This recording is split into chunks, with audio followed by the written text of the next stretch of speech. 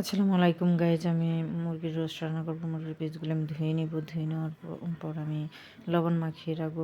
লবণ মাখানোর পরে আমি এগুলাকে কড়াইতে দিয়ে দেবো। কড়াইতে দেওয়ার পরে আমি ভেজে নেব। ভেজে নেওয়ার পরে ওগুলাকে এপিট করে লাল হয়ে আসলে এপিট করে লাল হয়ে গেছে। এখন আমি ওটাকে নামিয়ে রাখবো। নামিয়ে রাখার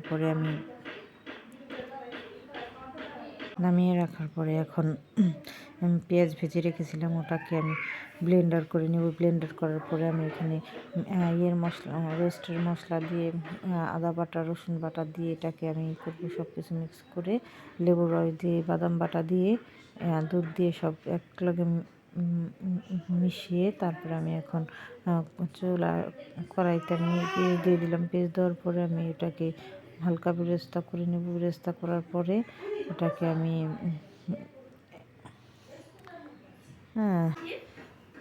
এখন ওটাকে আমি নাড়াচাড়া করবো। নাড়াচাড়া করার পরে কাঁচামরিচগুলো আমি দিয়ে দিব ভেঙে।